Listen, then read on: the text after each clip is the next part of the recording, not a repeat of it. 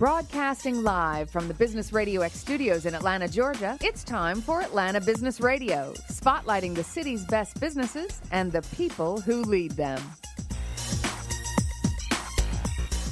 Welcome to this very special edition of Atlanta Business Radio. It's time for Customer Experience Radio, brought to you by our good friends at Heineck & Company. Now, here's your host, Jill Heineck. Good morning.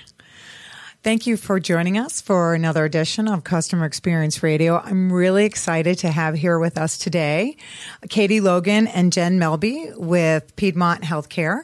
Katie serves as the VP of Patient Experience for Piedmont, an 11-hospital not-for-profit health system serving nearly 2 million patients in Georgia, where she is responsible for developing and executing Piedmont's experience strategy. She leads the practices and innovations that emphasize the consistent delivery of patient-centered care while transforming access, choice, and overall experience.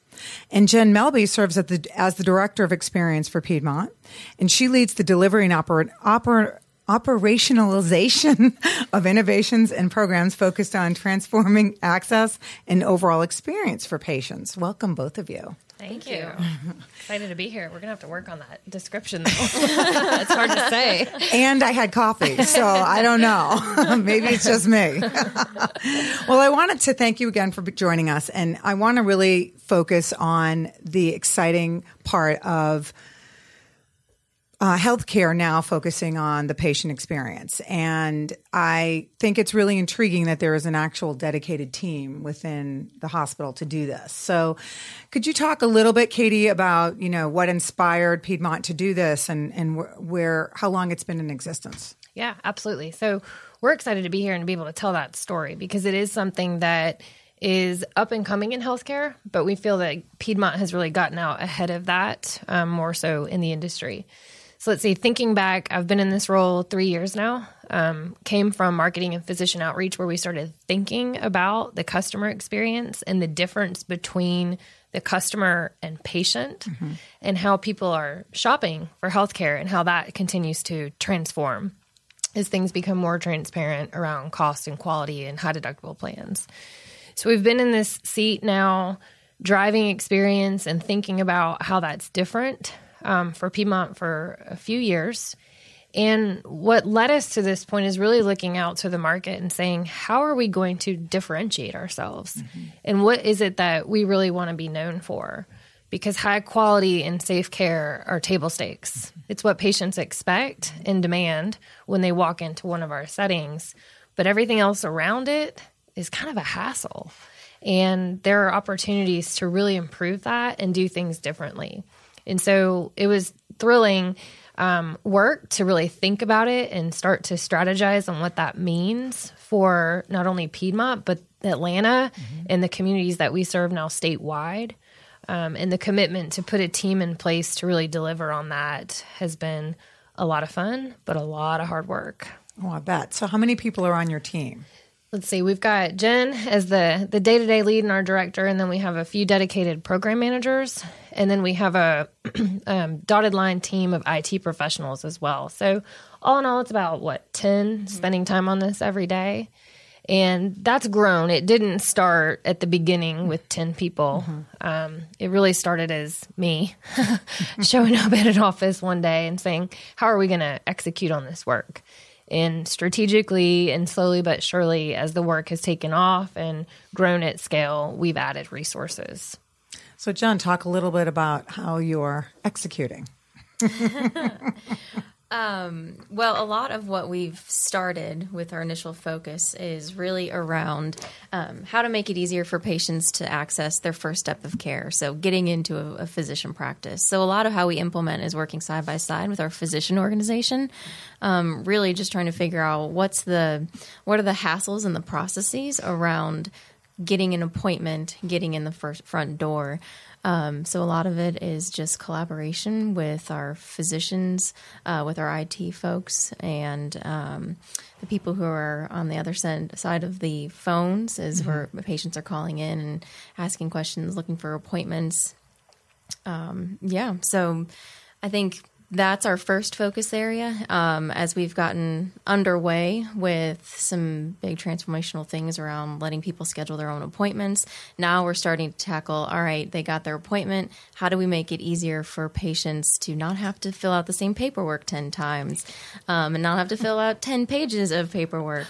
So I think we're moving further downstream into the practices and into the hospitals now. Yeah, and part of what led us to starting there, right? Early on, we sat back and went through some pretty comprehensive mapping of the customer journey. When someone's searching for healthcare, what are they doing? Where are they going? What are those steps that they're taking? To then they book the appointment, they show up in a waiting room, they have their clinical encounter, and then they get their bill. And everything between those two endpoints is really the experience, right? It's the sum of all those interactions that really leave our customers and patients with that taste in their mouth and their willingness to come back and come back to Piedmont. So that journey mapping really helped us think through where to start, and that access piece and that appointment scheduling piece and even finding the right point of care was clearly out of the gate, huge pain point and something we needed to focus on. And so what has the feedback been? Pretty good, I think. It's what we've done is stand up a few different things. So looking at how you find a physician through our website or even Google, things like incorporating star ratings for physicians that inform shoppers, if you will, of who they're booking appointments with has really helped us there. And what we found is patients really love their physicians. It's just a pain in the butt to get in to see them. Right. And so it became about how do we meet people where they are? And so the big online scheduling push has been one of those that opens up access and is surprising still to this day. So we're 18 months in to offering online scheduling. We've got 600 providers up, 15 different specialties. And I still interact even with just friends and family. You know, I had a friend recently, he said, I need to get in with the GI. I said, oh, go here. He has online scheduling. She was like, what? I can do it online? That's amazing. So there's still an education and a training of the consumer that's happening because it's unexpected in healthcare. But once people interact with it and use it, they're happy, it's easier, and they're coming back and then repeating that behavior of booking online. So we've been watching really closely as a system the percentage of ambulatory appointments booked online, and that's doubled since July 1st when we started tracking that metric pretty heartily. Wow. And so as we've brought more up, people start to figure it out. They don't have to call anymore. They can do it. A third of people booking are doing it between outside of office hours. Oh, yeah. So 8 p.m. to 5 a.m. when you couldn't get someone on the phone. So it's really validating that we're meeting people where they are and are able to serve them better on their terms. I really appreciate that. Every service that I use, I pray that I can book online when it's off hours. I don't have to talk to anybody, but I want to know that I'm taken care of and I get the confirmation and what I do love is when I do finally get am able to book online, I do get an email confirmation and then a phone confirmation and know that it made it through. Yeah. I mean, it's the expectation now, right? We can do it with dining and, hotels and travel. And I need to be able to do it when I finally sit down at night, right? Because I'm running professionally and then personally as a mom. And I think that's the expectation people have. And so now it's about continuing to deliver on that. But as you move into more specialty care needs, not having to navigate the health system to find that right next point of care. So if I see a primary care and they tell me I need to go on to have a mammogram or something and I'm nervous and I'm scared, we want to take the next step to help you book that appointment before you leave and not have people leave with a piece of paper that then they have to go in order navigate the health system and figure out where to find that service. So how does that work? Today you get the piece of paper. So you're still working on that piece of it. Yes, that's kind of a next phase for us, is to create more of that self-service scheduling. But more importantly, the scheduling at the time of checkout, and opening up access between our providers and practice locations to enable that to be more seamless for our patients. So we started at the front end of the journey with just, the basic, I need a primary care, I need a general cardiologist, self-scheduling. Now we're continuing to move across that journey.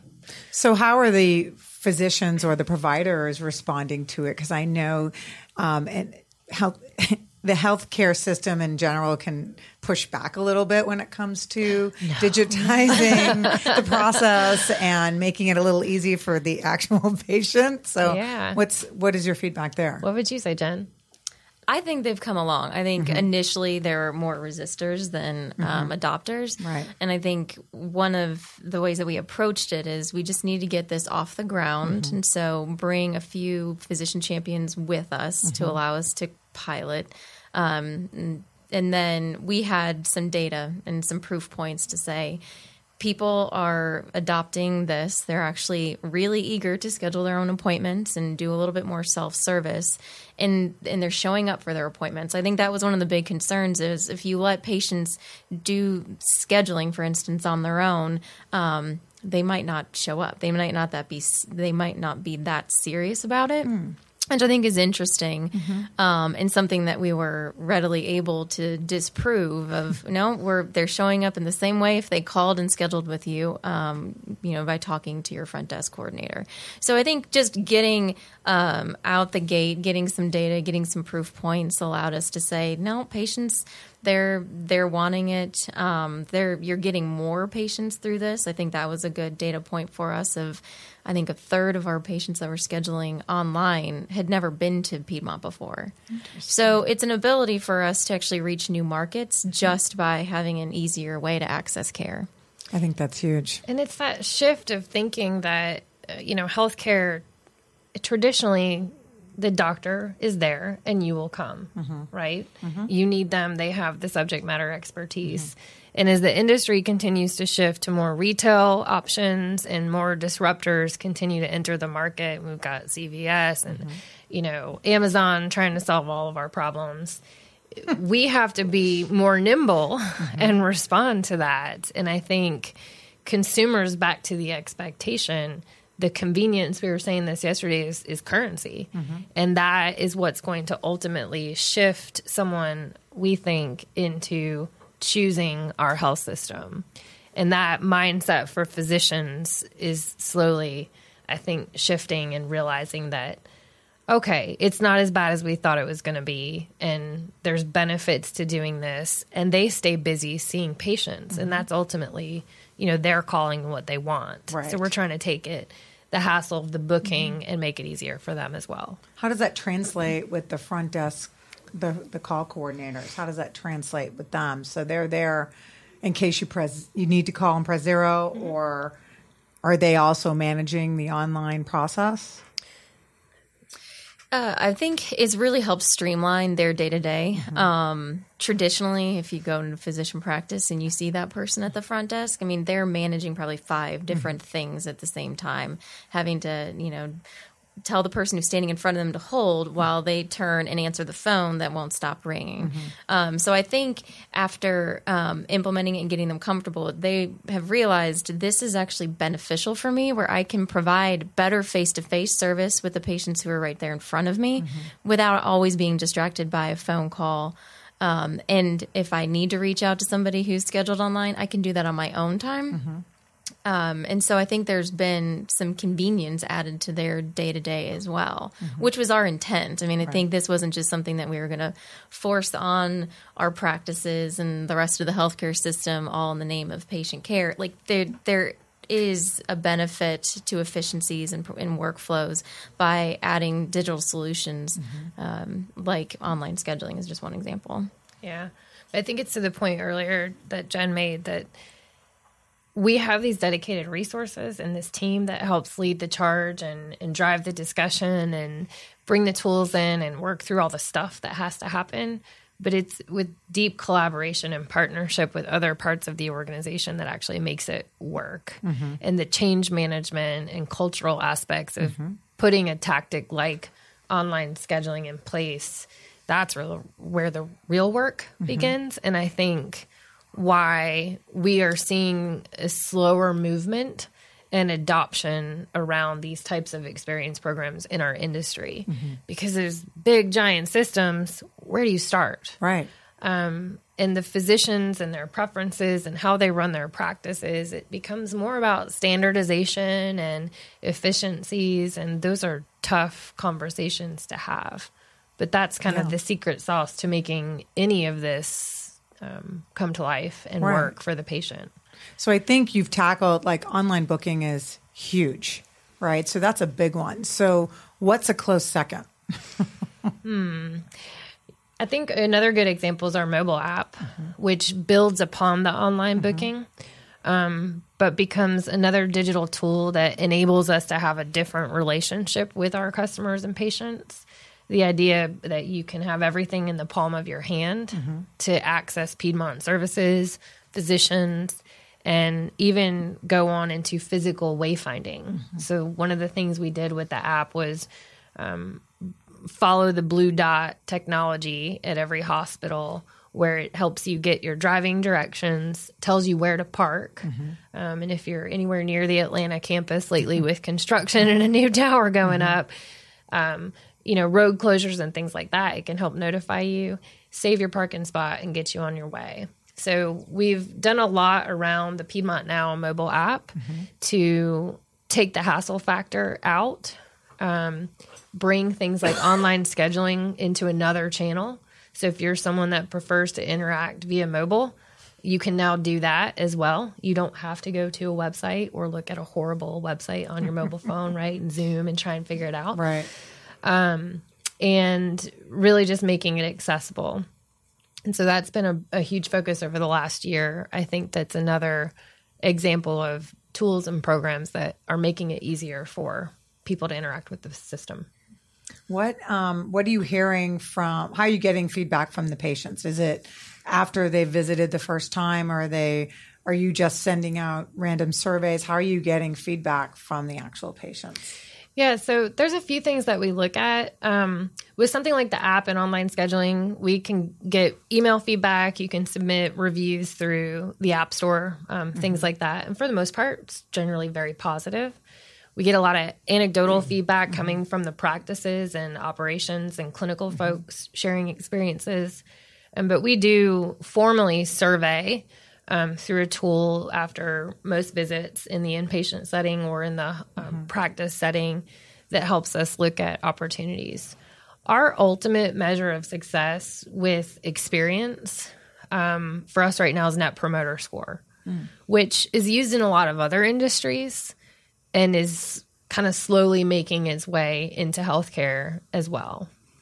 Traditionally, we've looked at what we call our patient satisfaction surveys through a vendor like Press Ganey or otherwise.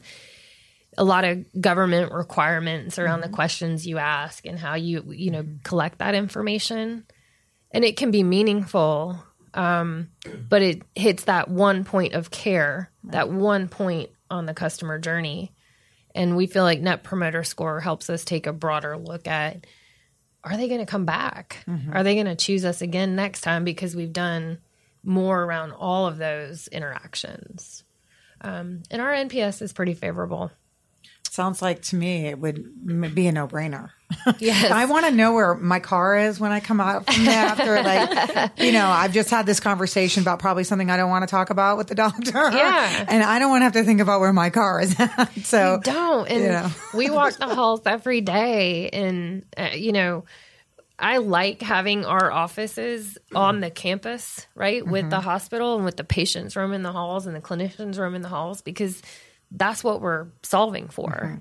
But that also means you get the lost looks and people wandering and looking at the signage, trying to figure out where to go. And so that's an example of those pain points that really came forward in our early planning and journey mapping that, all right, we got to do something about that. But like with anything, the trick is driving adoption, Right. and coming back to that point of educating the consumer that Right. this tool is out there for them. Right. And so downloading a healthcare app, maybe you have 1 or 2 appointments a year if you're well. Right. If you're, sicker and have more needs, you might interact more. How do we make it sticky Right. and useful? Right. And so I think for us next, it becomes about more personalization.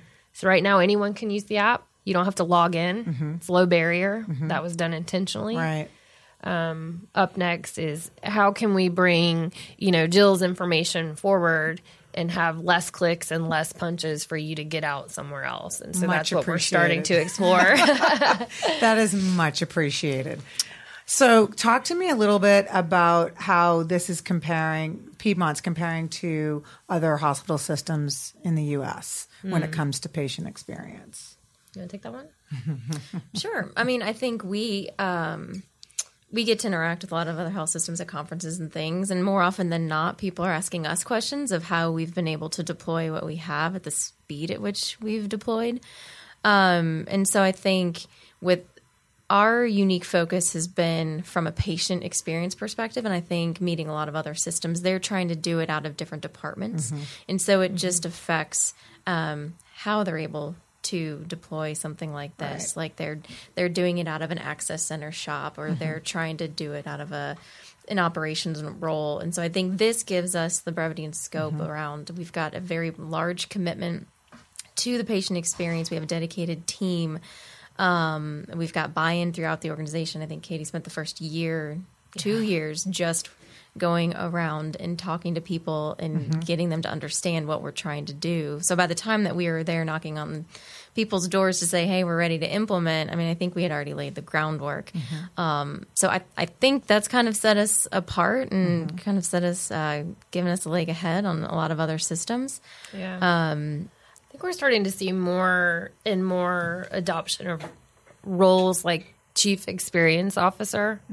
But from my point of view, it's still very old school way of thinking about patient satisfaction in the care setting. And more are starting to look outside to those other touch points and interactions. And I think that's exciting. And we like having the conversations with the other health systems and willing to share because it helps everybody. Right. And this is what we need to do if we're going to really make healthcare more accessible and more affordable and ultimately better for each other. It's a Right. human business. Exactly. And so that's one of the nice things about our industry is it's pretty collaborative and helpful. As long as it's not one of our competitors right across the street, right? We're willing to have a conversation and share what we're doing, how we think about it. But it is not one size fits all either. Every market's different. They have different patient kind of mix and demographics and different contracts with payers and the government and how, we can serve our patients. And so it's like, what flavor of the Kool-Aid are you mixing? But as long as you're drinking the Kool-Aid, we're all moving in the right direction together.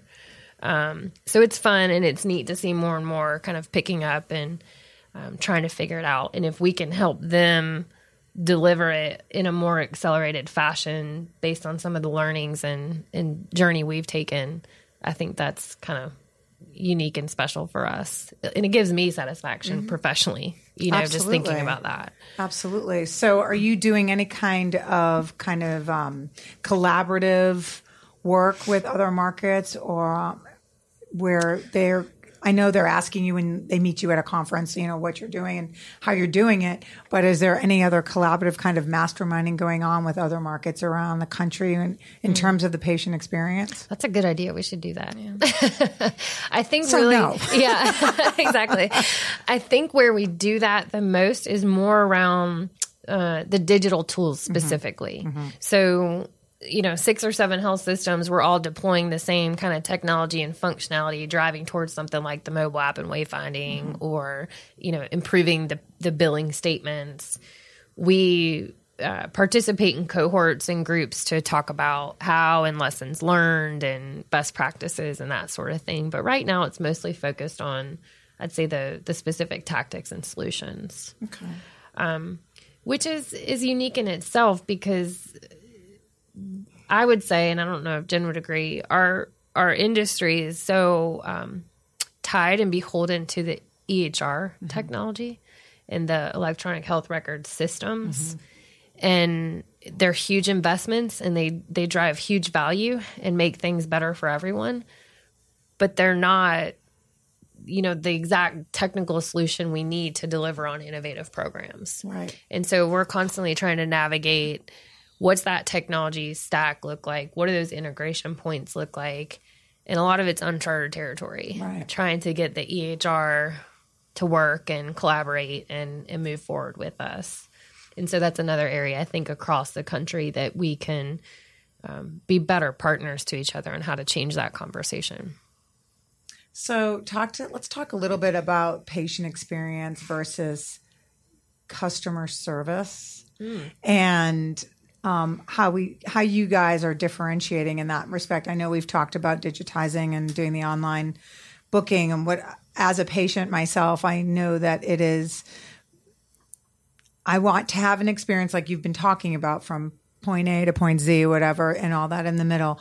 But so many systems are focused on how to react to the patient, and instead of, kind of anticipate what the patient is going to need beforehand. So it sounds like you're on that path to anticipation. So when you're talking to a patient or a group about patient experience, what is your response to conflict resolution and customer service, and how does that play into your goals in that journey? I mean, they go hand in hand. You can't do one without the other. I think sort of philosophically, I would say, when we mapped all this out, we really gave thought to both areas. More of the programmatic, hassle-free piece of connecting the journey and anticipating needs, using technology to enable those relationships. And those are a few of our principles. And then we also think about how we can create uplifting moments and better lead with human. And that starts to get more into the conversation about the service aspect. So we've started most of our work in that front end, right? Hassle-free, anticipating their needs. Because for the most part, what our survey data tells us, when someone's in that care setting, it's pretty favorable and it's pretty positive, and they're having good interactions. And there are folks, at each local hospital or each local practice who are accountable in helping to close the loop on issue resolution and things like that. But we know it's not perfect. And as we've grown as a health system, so we've doubled in size quite literally in the last 5 years. From number of hospitals to patients served to employees to revenues, it's about double. Wow. And so now 11 hospitals statewide. There's some inconsistencies in service, and in more so, I'd say, the cultural aspects behind that. And so, which makes sense. Yeah. And so for us, that's where we're eager to get to more of that conversation, and how it starts to now deliver on these promises we've made and these delightful moments of interaction we've created before they even arrive. And so we're starting to give some more thought into, what does that customer service program look like? How can we take learnings from other industries that are doing it well and really kind of shake things up?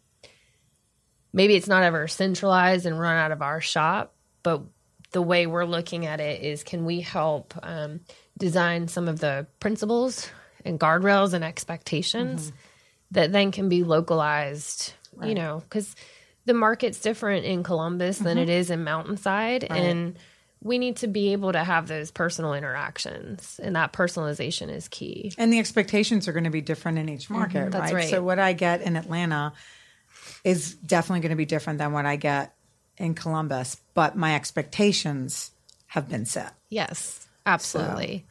So I don't know, would you add anything to that from a service perspective? Only that I agree with you, and that I think the service needs to stay local. But like I Chick-fil-A is always the great example of how they do this. I mean, it's it's a franchise model, and I could see that working well with us, where we define the principles, but still let it be deployed locally through local ownership. Because it's that personal relationship, and that can't come from, a cookie cutter thing that's sent from corporate on high. And so I think that's kind of some of the challenges that we have to start thinking through is how do we do that well, and how do we make it natural, and how do we really get the employee engagement, because it truly is a cultural shift at the end of the day. We like to use that Chick-fil-A example when we talk about this internally, because even though it is a franchise model and delivered locally, there's those consistent threads of you say thank you, they say my pleasure. Right. The way we kind of talk about it is, what's our version of my pleasure? If we could all kind of rally around those touch points and interactions, does it elevate who we are to the patient and ultimately, create more of that brand loyalty? It makes a huge difference, I think. And, if you go into any Ritz-Carlton, they say, welcome, good morning, my pleasure. Right. How can we serve you? How can I make this better for you? And I think in the healthcare setting, that would be eons above. Yeah. Everywhere else. Yeah. Starting in that because I know when I go into a waiting room or I go to check in, the front desk isn't feeling that. Yeah. Yeah. and that's just the way it is. I mean, and that comes, and that's, if they look up. Yeah. right. And that's also, that's what you're talking about though. You're having to go in and get all the buy-in, and that's from the top all the way to the front desk. That's right. And it takes a long time to get there, but that is going to make waves in patient experience when you walk in and you check in with a smile. One of the things we've looked at because we do that, we use Ritz, we use Chick-fil-A, they hire for that. Right. From the beginning. Right. And that is something that takes time to reset in a different way of qualifying candidates and interviewing people for these jobs. And as digital tools start to, the point earlier, create more efficiencies and automate some of the transactions, I think that becomes our opportunity to spend more time on the people part and the interactions. And that's a reset in how we think culturally and hire. Because you can't train that. Everybody can't be trained on right? that. So That's you can right. train digitally. You can train people how to use your tools and how to integrate them into their day-to-day. Yeah. But you can't train somebody's demeanor. Right. Right. You have to be a special person, to be in the front lines. Yep. And then obviously everywhere else. But that is a specialty, I would say. It is. And it's one of the things we identified early in our list of tactics. We called it hire for fit, or new trial hire period. New hire trial period is what we called it. And partnered then with HR, and they started to develop a program that now we call hire for fit. And it is looking at more of those expectations in service, team dynamics, et cetera, more than just can you do the task at hand? Because you can train on those pieces. You can't train people to be nice. Right.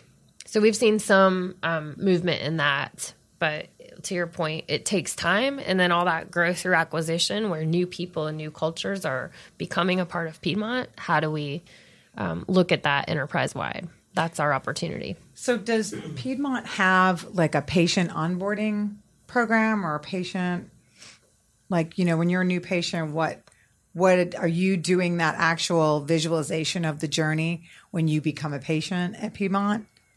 No, I'd Not say yet. we don't. Okay. Our hope is that some of these pieces start to fit together that create that. In some of the tools around hassle-free paperwork and setting expectations up front start to give us more of a foundation of that. We look to our friends like at Mayo and Cleveland Clinic, for example, super, destination, people travel for specialty care. And they're doing some things really well with itineraries and expectations and how they communicate that. And so everything about, where you fit in the process and what that means to you as a patient. That's big. It is big. And we don't do that well today. And I think these pieces that we are working through start to give us a foundation to be able to even print an itinerary, right? And to know what your agenda looks like while you're with us for your heart treatment or cancer treatment or whatever it might be. That would be huge. And I, as a cancer patient, that would have been huge for me. Yeah.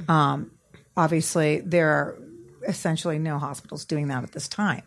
But I think that as, unfortunately, there's more of us, that would have been really helpful to know and to kind of go, okay, well, this is what your journey is going to look like. And this is what your itinerary looks like on the first visit, second visit, third visit. And that would create the experience that, I don't want to be doing this, but at least I know it's coming. Yeah. And the interactions when the interactions would be with the physicians, et cetera. Absolutely. I think the closest we are to that, which is good, our valve center, so our Marcus Heart Valve Center has done more of that in how it was created and expected to deliver more on that differentiated, personalized sort of journey for people. So scheduling your appointments on the same day when you need multiple opinions, what's your itinerary, where do you show up?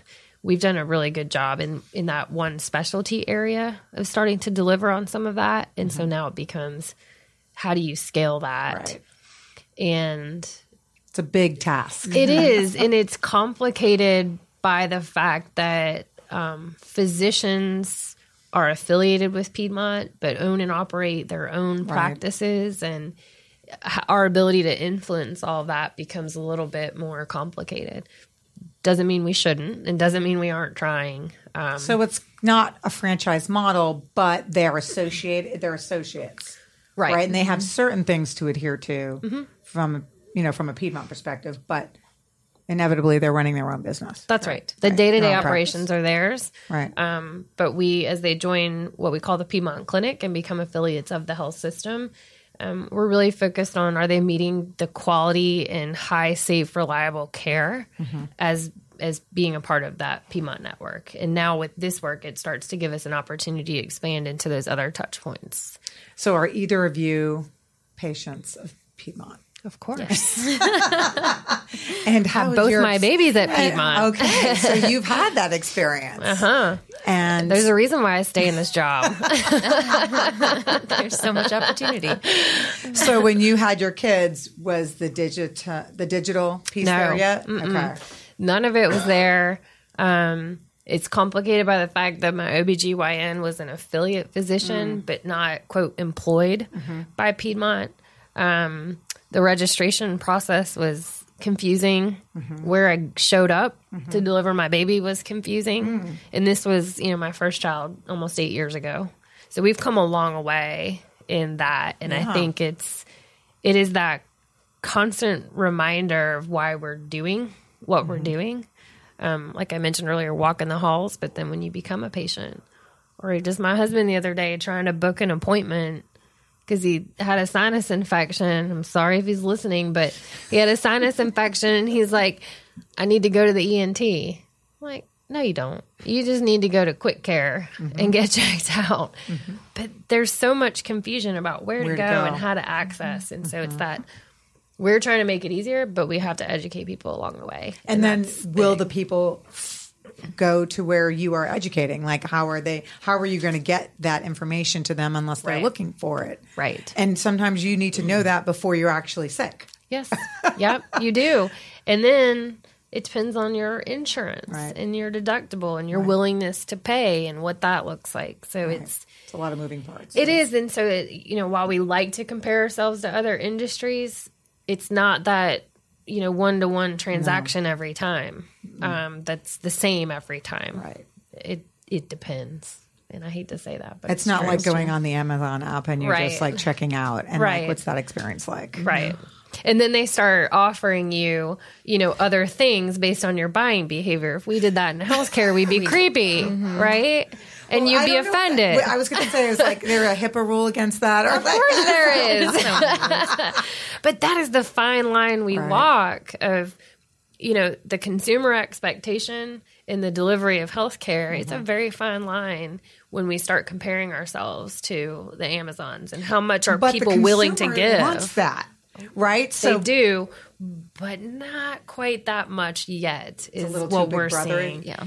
It is. I think about telehealth as an example of that. The consumer wants it. You want convenience. You want to just be able to get a doctor any time of night and have the conversation. Adoption for us and adoption across the country is pretty low.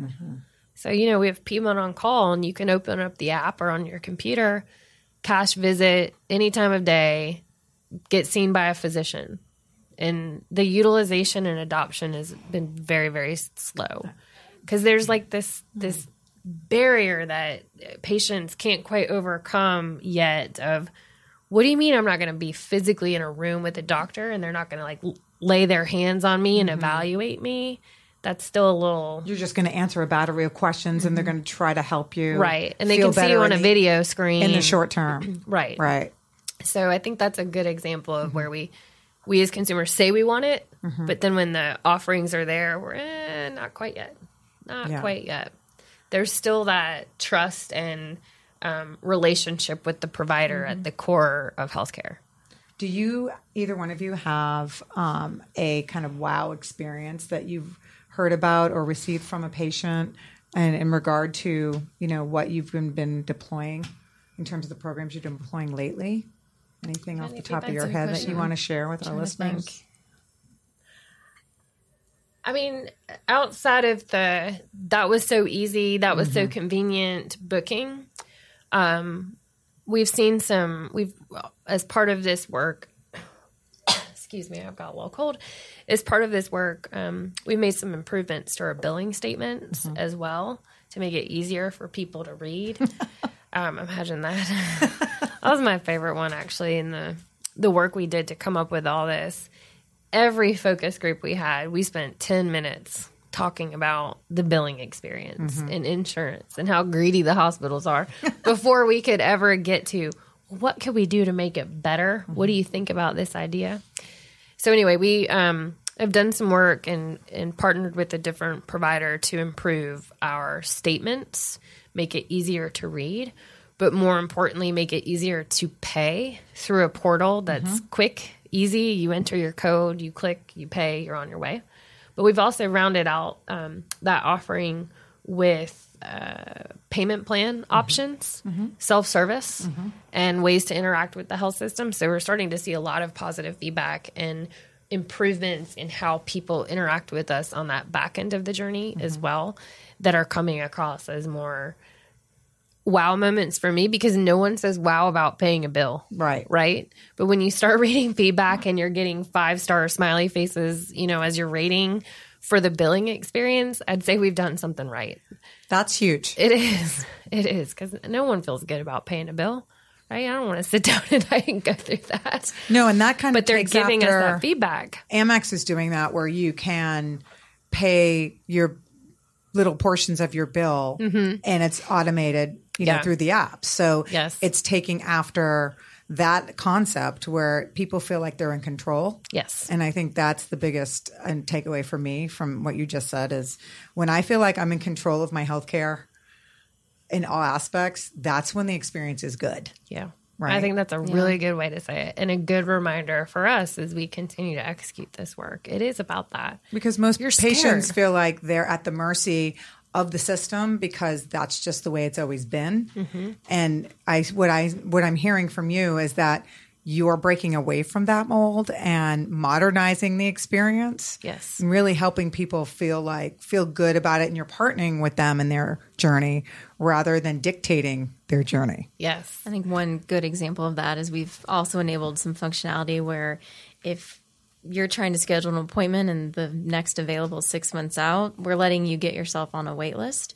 And if something comes up available sooner, we'll send you a notification. You can log in if you have our patient portal and schedule it for a more sooner appointment time. And so we've seen improvements like 90 days where we've been able to pull patients in sooner. And so imagine that from a patient perspective. Love it. They're no longer nervous and anxious about the fact that they have to wait 90 days. It is in their control because now they can say, oh, something came up. Does it fit my schedule? Am I able to make it? They can choose it themselves. So they're no longer at the mercy of the very busy physician schedule. Yeah. And there's I love clinical ramifications of that too. I mean, it's better quality of care, getting people seen sooner. Especially if there's a question about, what is this that I have? Right. I really don't want to wait 90 days. No. I mean, 90 minutes is long. Right. Yes. And that's why, we're trying to continue to grow this at scale and now get into more of the ancillary services like imaging and that sort of thing. I mean, my personal experience having to go get this mammogram, I'm terrified, and I'm told I can't get an appointment for 3 weeks. So, being in the system, I'm calling people. I'm like, is there anything you can do? So we just want to create more transparency on how that works and make it accessible for people. I love that. So tell our listeners where we can find, what's the best way to get to maybe download the app or find more information? Yeah, I'd be happy to. So you can visit piedmont.org and do all the online scheduling and interactions that you want. You could also text radio to 61653 to download the Piedmont Now app. So it's a code that'll shoot you a link to your appropriate app store and help you get it on your phone. So that'd be awesome. Fantastic. Well, thank you both so much for joining us today. I think it's very enlightening for the patient experience. This is something that we're embarking on now. So I appreciate your time and expertise. Thank you. Thank you. Happy to share.